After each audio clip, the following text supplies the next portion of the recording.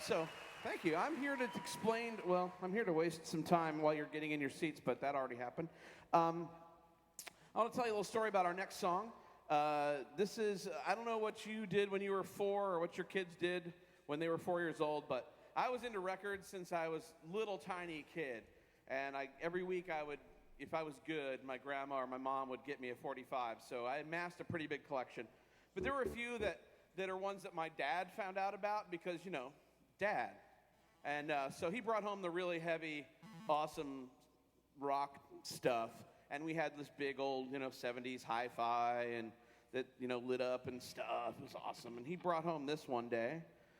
And this became like my favorite song in the world when I was pretty much throughout childhood.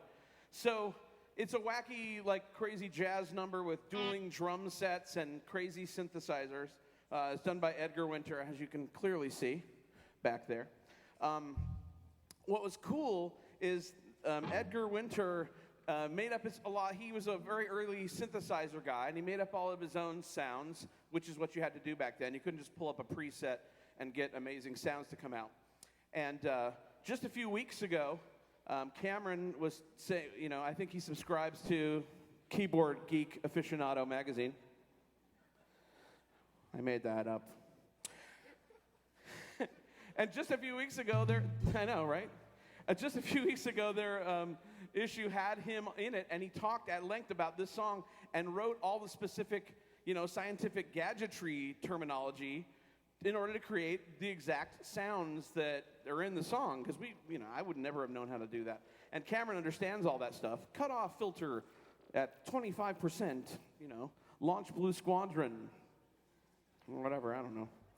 Anyway, so that just happened to happen. It was really fortuitous. And also a little story about this song. When I was a little guy, my dad, I used to have to go to bed at 7 p.m. every night until I was about old enough to be in this show.